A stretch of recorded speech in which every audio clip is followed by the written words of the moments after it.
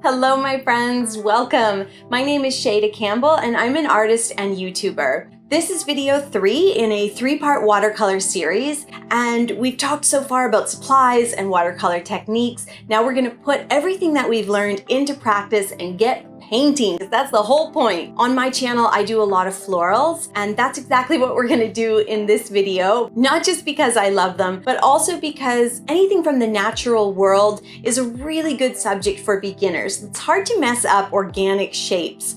So let's paint some flowers and leaves together. Today I'll be painting with the Aqua watercolor set from Daler-Rowney. It's a nice little travel set that has the palette built in. It's really easy and convenient. I have 2 glasses of clean water and some paper towel for blotting my brush on. And then I have 2 round brushes here.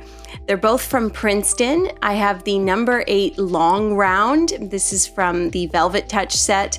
And then I have the number 4 round from the Neptune series. I use round brushes for a lot of my paintings.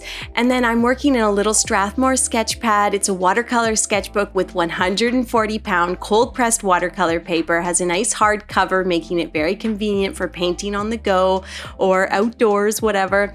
But let's get started. I'm going to grab a little water on my brush and we will wet the green paint. We're going to start with some leaves. You can see how I wet that cake of paint, and we're going to pick up the pigment and bring it over to the palette for mixing. I'm not going to focus too much on the supplies here. There are 2 other videos in this series if you want to go watch them to get some more of the fundamentals down. But to begin here, I've got a couple shades of green mixed up on my palette, nice watery paint, and I'm going to take that green paint in my long round brush. This is the number 8, and we're going to practice our brushwork by painting some leaves together. Now you'll notice I'm able to get these really delicate stems by using the tip of the paintbrush, and then when I want to paint a larger area like a leaf, I can run that belly of the brush across the page. I have lots of paint held in the belly of the brush, and I'm able to make these larger areas of color, and I can do it in 1 or 2 movements, and then I just leave it alone. With watercolor, you don't want to go back over areas a bunch of times. You want to just be confident with those brush strokes. So practicing leaves is a wonderful way to build up that confidence and get to know the watercolor medium.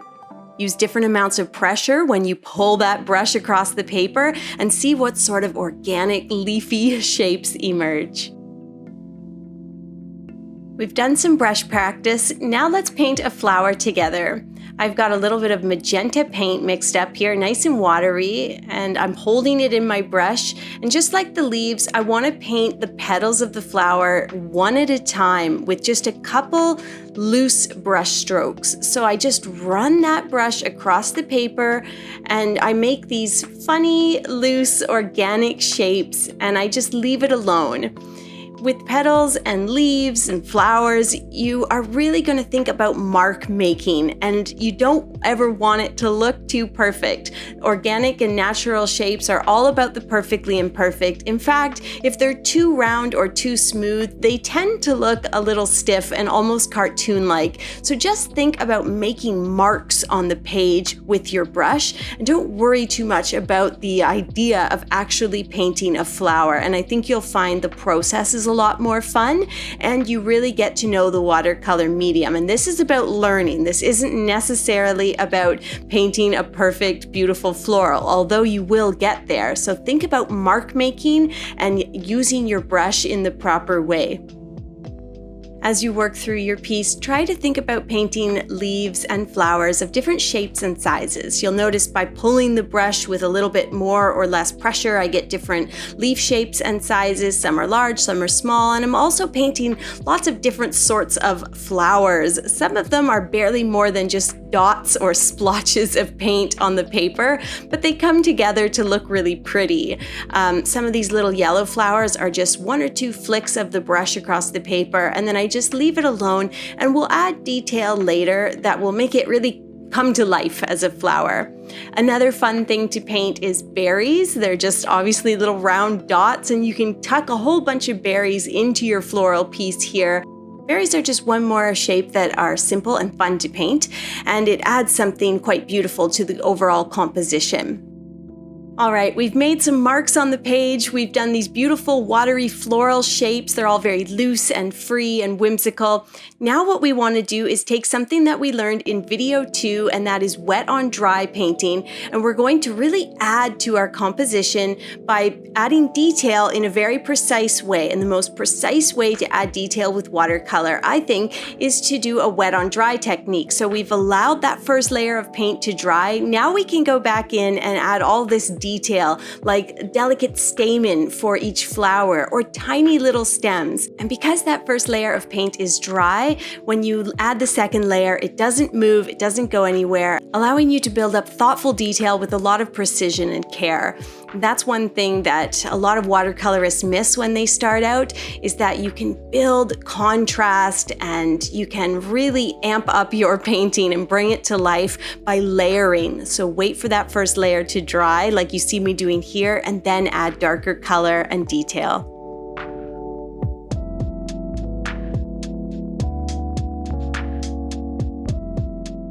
And a lot of this second pass is just more mark making. You can see the shading I do on the flowers are just random marks that I place near the center to make them appear a little bit concave. And on the leaves, I'll just darken one side or two sides of the leaf. It just helps to add to the painting. Don't overthink it, especially when you're getting started. Just have fun and think about your brushwork especially.